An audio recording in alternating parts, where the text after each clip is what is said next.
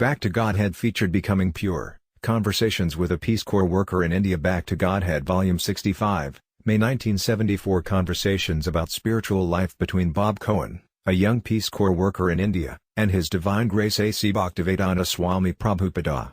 Recorded at the ISKCON International Center at Lord Chaitanya's birthplace, Mayapur, India. I have always been interested in religion, but before I met the devotees, I did not have the intelligence or proper perspective needed to inquire fruitfully about spiritual life.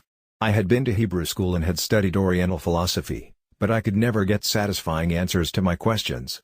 After graduating college with a BS in chemistry, I joined the Peace Corps and went to India as a science teacher. In India I inquired about the Hare Krishna movement. I was curious about its authenticity. Attracted by the chanting and intrigued by the philosophy, I had visited the Radhakrishna temple in New York several times before going to India, but I did not consider the seemingly austere life of a devotee for myself. In India I first met the Krishna-conscious devotees in Calcutta during October of 1972. The devotees could clearly explain to me the purpose of yoga and the need to inquire about spiritual life. I began to feel that the rituals and ceremonies they practiced were not dull, sentimental obligations, but a real, sensible way of life. At first, however, it was very difficult for me to understand the philosophy of Krishna consciousness. In so many subtle ways, my Western upbringing prevented me from seeing things that were as plain as the nose on my face. Fortunately, the devotees convinced me of the need to practice some few basic austerities, and thus I was able to gain the intelligence and desire to understand spiritual life. I can now recall how distant and tenuous my concepts of spiritual and transcendental existence were. I met Prabhupada briefly at this time, and shortly thereafter I decided to become a vegetarian. I was proud of being a vegetarian, but later Prabhupada reminded me that even pigeons are vegetarians. In February I met some devotees in Calcutta, and they invited me to a festival in Mayapur, a holy island 90 miles north of Calcutta, in honor of the appearance day of Lord Chaitanya, who is considered an incarnation of Krishna himself. I left for Mayapur planning to stay 2 days at the most, but ended up staying a week. There I met Prabhupada again. I was the only Western non-devotee on the island, and since I was living with the devotees on their land, this was a unique opportunity to learn intimately about Krishna consciousness. When I met Prabhupada, he asked me how I was and if I had any questions. The devotees had explained to me that Prabhupada could answer any questions about spiritual life because he represents a disciplic succession of spiritual masters. I thought that Prabhupada might really know what is going on in the world.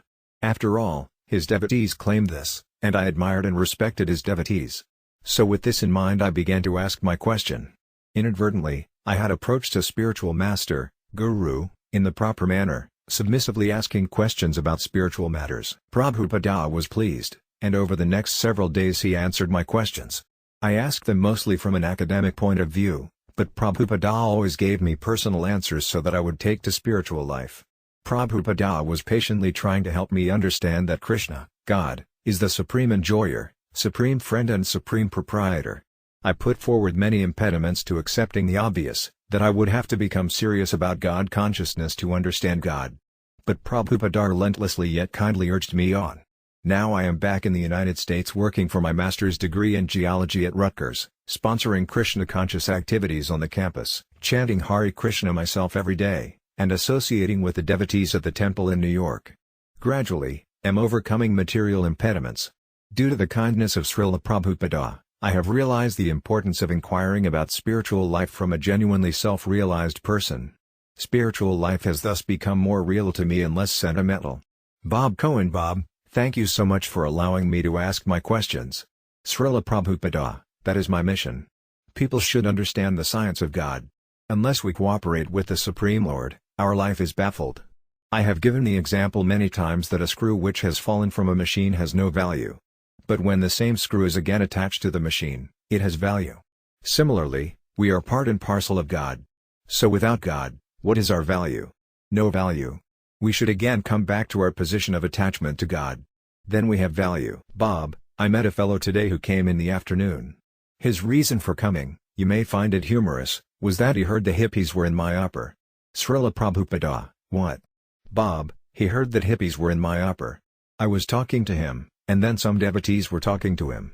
He had said some things to me which I could find no answer for. And he said he would come back tomorrow and meet some devotees. But let me tell you what he said. This is confusing. When he was young. Srila Prabhupada, he's Indian? Bob: Yes, Indian. He lives nearby and speaks English fairly well. When he was young he worshipped Kali, a popular demigoddess, every day very rigorously, and then the floods came. When the floods came, the people saw hardship, and now he has no religion, and he says he finds his happiness in trying to develop love among people. And I couldn't think of what to say to him to add God and religion to his life. He says that after he dies, maybe I'll become part of God, maybe not, but he can't worry about it now. He says he's tried these religious experiences, but they didn't work. One reason I ask this is because when I go back to America, a lot of people I come across are like this. They see that religion, like his worship of Kali or other kinds of religion they've experienced, doesn't work. And I don't know what to say to them to convince them it's worth trying. Srila Prabhupada: Do not try at the present moment. You try to be convinced yourself. Bob: Yes. I asked him to see devotees, but then on the way out, as he was leaving down the road, I met him again and told him, come back. But, oh, I see. Srila Prabhupada: You first of all be convinced. And then try to convince others.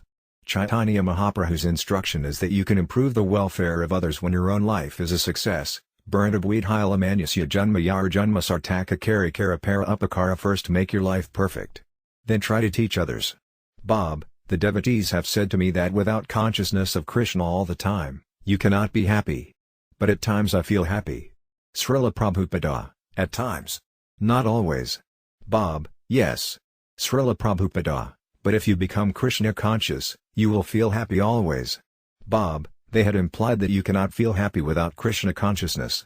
Srila Prabhupada: That is a fact. For example, if you are an animal of the land and you are thrown into the water, you cannot be happy in water in any condition. When you are again taken up to the land, then you'll be happy. Similarly, we are part and parcel of Krishna. We cannot be happy without being part and parcel of Krishna. The same example, the machine part, without the machine, has no value, but when it is again put into the machine, it has value. We are part of Krishna, we must join Krishna. And you can join Krishna immediately by your consciousness, simply by thinking, I am Krishna's, Krishna is mine. That's all. Bob: What is that? Krishna is. Srila Prabhupada: Krishna is mine. Bob: Mine? Srila Prabhupada: Yes. Mine. My Krishna. Bob: Ah. Srila Prabhupada: Krishna is mine. Krishna is mine. Bob: Yes. Srila Prabhupada: And I am Krishna's. That is our actual position. Bob: We are part of Krishna. Srila Prabhupada: Yes. Everything is part and parcel of Krishna. Because everything is generated by the energy of Krishna and everything is the energy of Krishna. An Indian gentleman: Srila Prabhupada: I have one question. What is the status of service minus devotion? Srila Prabhupada: That is not service, that is business. Everyone laughs. For example, here in Mayapur we have employed a contractor. That is not service, that is business. Is it not?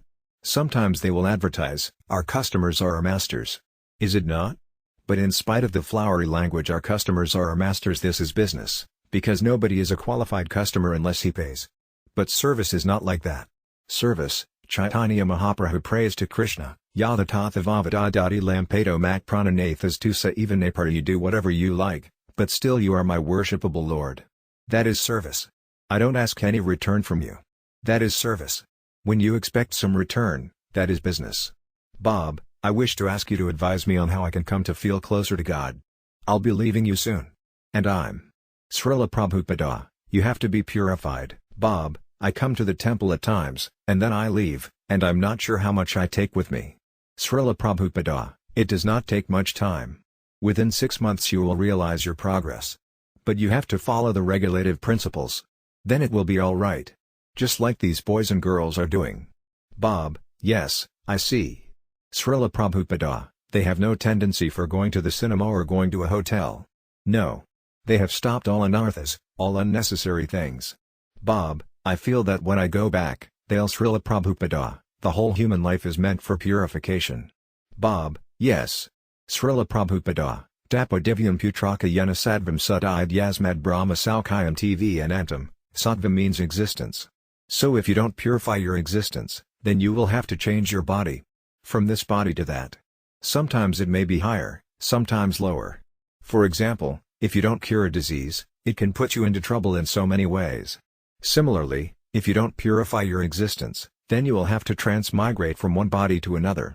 There are very subtle laws of nature. Now there is no guarantee that you will get a very comfortable body or an American body. Therefore, it is essential for the human being to purify his existence.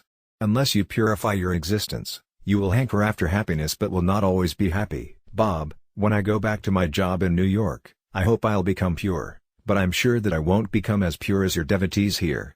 I don't see myself doing that. Srila Prabhupada, you can do as they are doing. They were not pure in the beginning, now they are pure. Similarly, you can become pure. For example, in your childhood you were not educated but now you are educated. Bob, so, what are the things that I may do? When I go back, I must. Srila Prabhupada, when do you go back? Bob, I'll be going back to Chaibasa to do my work there, and Srila Prabhupada, what is there in Chaibasa? Bob, that is where I do my teaching. I live there. Srila Prabhupada, so better not to teach, because you do not know what to teach. Bob, laughs, I'll be going. I don't like this teaching so much, and I'll be returning to America in May, but while I'm here, this is my agreement for staying in India. Srila Prabhupada, if you are serious, you can keep yourself pure anywhere. It doesn't matter whether you stay in America or India. But you must know how to keep yourself purified. That's all. Bob, you mean by following these principles? Srila Prabhupada, yes. I went to America, for instance, but either in America or India, I am the same man. Bob, I have tried somewhat to follow since I met you the first time, a brief visit in Calcutta during November, 1971. Srila Prabhupada, But follow, you must strictly follow if you are serious. Bob, maybe, okay, maybe, what I say now is, well, the most foolish of all I've said. But let me tell you how I feel. Srila Prabhupada, no, not foolish. I don't say foolish, but imperfect. Bob, okay. He laughs, imperfect. But let me tell you. I feel that right now I admire and respect your devotees, but I don't feel as if I am part of them, or even that I have a great desire to be part of them. I feel that I just want to do what is right, come closer to God, and if I just go to a better life next time, I'd be satisfied. Srila Prabhupada, very good. Bob, I guess it's material clinging, but Srila Prabhupada, so, you just follow in their footsteps, and your desire will be fulfilled. We are training them how to become purified and happy. That is our mission. We want to see everyone happy. Sarve Sukhino Bhavantu. People do not know how to become happy. They do not take the standard path to become happy. They manufacture their own way. That is the difficulty. Therefore, Risabhadeva gave this advice to his sons, my dear boys, just undergo austerity for transcendental realization. Everyone is performing austerity. This boy I know, he had to go to a foreign country to learn commercial management. Now he is well situated. In this way, everyone must undergo some austerity for future life. So why not take that austerity for permanent happiness? You have to purify your existence and your body. As many times as you accept a material body, you will have to change it. But as soon as you get a spiritual body, there is no question of change. You already have a spiritual body. Now, due to our material contamination, we are developing the material body. But if we associate with spiritual life, then we shall develop a spiritual body. The same example I have several times given is that if you put an iron rod within fire, it will become like fire. Is it not? Bob, put the iron rod into fire? Srila Prabhupada, yes, and it will become like fire.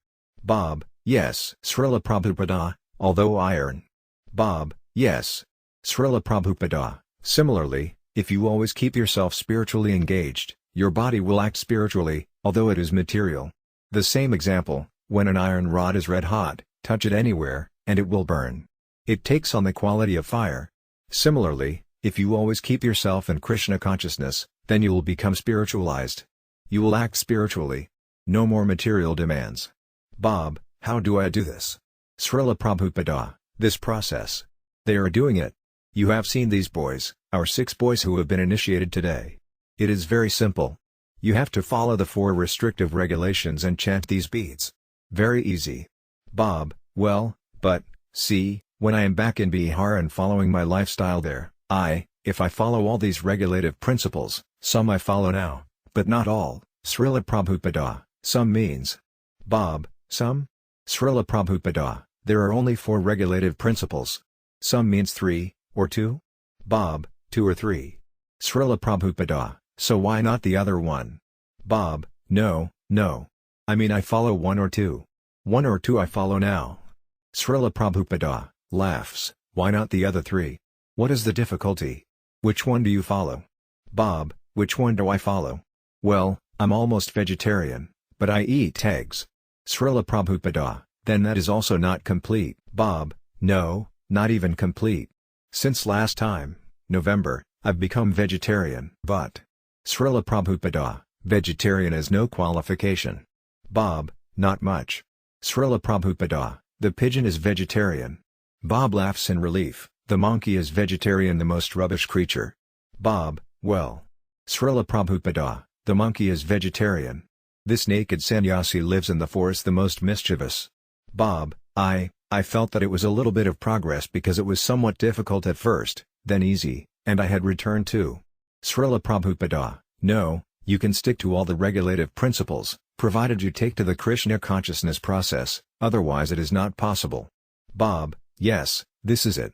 I have when I'm back in Bihar, and my friends may say, we're sitting in the evening, and there's nothing to do but fight mosquitoes, and they say, how about smoking some marijuana? And I say, sure, there's nothing else to do, and then I sit down, and I enjoy myself for the evening. Now we did this, we got carried away, we were doing it every day and realizing we were hurting ourselves and stopped, but still on occasion we. Srila Prabhupada, you have to live with us. Then your friends will not ask you, what about marijuana? Bob laughs, keep the association of devotees. We are opening centers to give people a chance to associate with us. Why have we taken so much land, in my upper? Those who are seriously desirous, they will come and live with us. Association is very influential. If you associate with drunkards, you become drunk. If you associate with sadhus, then you become a sadhu. Syama Sundara, Srila Prabhupada's secretary, he can come and stay with you in Bombay. Srila Prabhupada, yes, you can stay with us in Bombay. But he wants friends with marijuana. That is the difficulty. Bob, let me ask you about something else, then maybe I'll come back to this. I find that I think of myself too much, and this way I can't think of God so much. I think of myself in too many places. How can I forget about myself so I can concentrate on other, more important things? Srila Prabhupada, as they, the devotees, have done.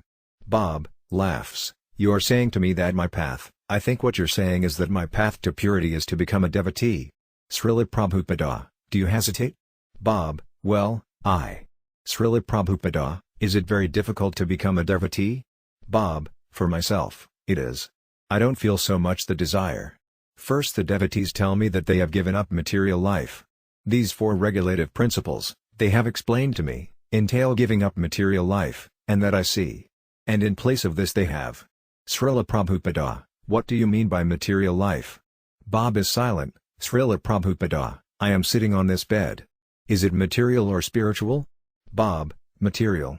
Srila Prabhupada, then how have we given up material life? Bob, I think how I interpreted it was a desire for our material gains. Srila Prabhupada, what is material? Bob, working towards material gains and not giving up all materials. Srila Prabhupada, material life means, when you desire to gratify your senses, that is material life. And when you desire to serve God, that is spiritual life. That is the difference between material life and spiritual life. Now we are trying to serve our senses. But instead of serving the senses, when we serve God, that is spiritual life. What is the difference between our activities and others' activities? We are using everything: table, chair, bed, tape recorder, typewriter, so what is the difference? The difference is that we are using everything for Krishna. Bob, the devotees have said that the sensual pleasures they have given up are replaced with spiritual kinds of pleasures, but, see, I haven't felt this. Srila Prabhupada, spiritual pleasures come when you desire to please Krishna. That is spiritual pleasure. For example, a mother is more pleased by feeding her son. She's not eating, but when she sees that her son is eating very nicely, then she becomes pleased. Bob, Spiritual pleasure, then, is pleasing God. Srila Prabhupada, spiritual pleasure means the pleasure of Krishna. Bob, pleasing Krishna. Srila Prabhupada, yes. Material pleasure means the pleasure of the senses. That's all.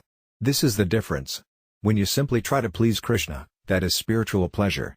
Bob, I had viewed this as, my thought of pleasing God was too Srila Prabhupada, don't manufacture your ways of pleasing God. Don't manufacture. Suppose I want to please you. Then I shall ask you, how can I serve you? Not that I manufacture some service. That is not pleasing. Suppose I want a glass of water, if you concoct the idea, Swamiji will be more pleased if I give him a glass of milk, hot milk, that will not please me. If you want to please me, then you should ask me, how can I please you? And if you do what I order, that will please me. Bob, and pleasing Krishna, then, is being a devotee of Krishna. Srila Prabhupada, a devotee is one who is always pleasing Krishna. He has no other business. That is a devotee. Bob, can you tell me some more about chanting Hare Krishna? I have for quite some time chanted, but never regularly, just a little bit here and there. I just got beads very recently, and once in a while I feel comfortable chanting, and once in a while not comfortable at all. Maybe I don't chant properly.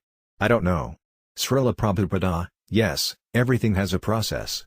You have to adopt the process. Bob, the devotees tell me of the ecstasy they feel when chanting. Srila Prabhupada, yes, the more you become purified, the more you will feel ecstasy. This chanting process is the purifying process.